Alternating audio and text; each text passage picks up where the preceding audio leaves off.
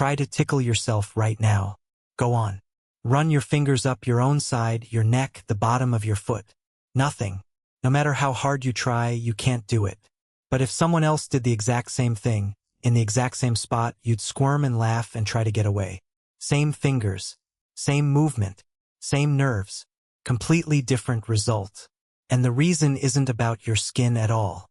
It's about something your brain is doing every single second of your life without ever telling you, a constant, invisible process that's happening right now, as you watch this.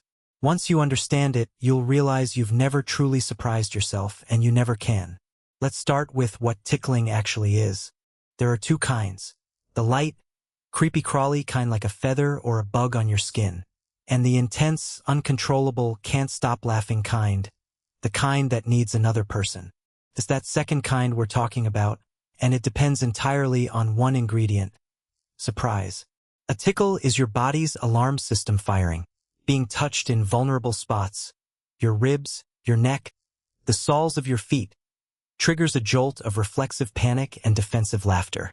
It's an alert. Something unpredictable is touching a soft part of you, and your nervous system reacts before you can even think. And that word, unpredictable, is the whole key, because when you do the touching, there is nothing unpredictable about it at all. Here's what's happening inside your head. Every time you decide to move, to lift your hand, to wiggle a finger, your brain does something clever. It doesn't just send the command to your muscles. It also sends a copy of that command to another part of your brain. Scientists call this an efference copy. Think of it as your brain forwarding itself a memo. Hey, we're about to move the right hand toward the left side. Here's exactly what that's going to feel like. That memo goes to a region at the back of your brain called the cerebellum.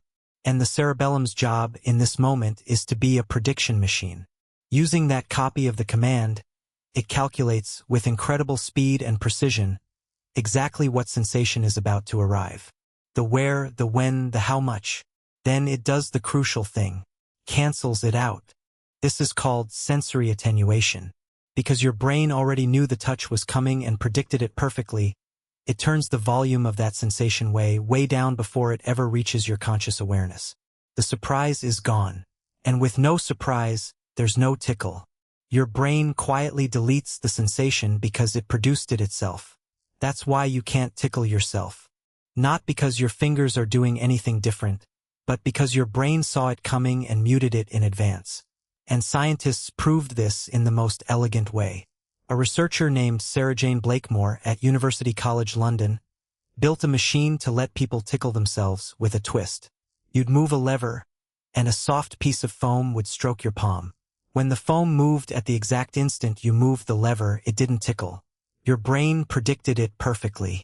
But then she added a tiny delay, a fraction of a second between your movement and the touch. And suddenly people could tickle themselves. That small delay was enough to break the prediction. The touch no longer matched what the cerebellum expected, so the brain couldn't cancel it. The sensation slipped through as a surprise, and it tickled. The more she increased the delay, the more ticklish it became. She'd found the exact seam where self and not self split apart. But here's where this stops being about tickling and becomes something much bigger. That prediction and cancel system isn't just for tickles. Your brain is doing it constantly, for everything you do. Every movement you make, your brain predicts the sensory result and quietly filters it out. It's why you don't notice the feeling of your own tongue in your mouth, or your clothes on your skin, until the sentence just made you notice them. It's why your own voice doesn't startle you but a sudden noise does. Your brain is a prediction engine that spends all day muting the expected so it can pay attention to the unexpected. Because the unexpected is what might be dangerous. The predictable is just you and you're not a threat, which leads to a genuinely strange conclusion. You are the one thing in the entire universe your brain can perfectly predict. It has a complete real-time model of you every move before you make it. So the sensations that come from you get dimmed, filtered, erased. You are, in a sense, invisible to your own attention. And that's why you can never tickle yourself and never truly startle yourself and never sneak up on your own mind. To surprise yourself, you would have to not know what you're about to do. And you always know. There's no gap between you and you. The tickle is just the one place you can actually feel that filter working, the one everyday moment where you brush right up against the strange machinery that separates you from everything else. So go ahead. Try one more time. Run your fingers up your own side.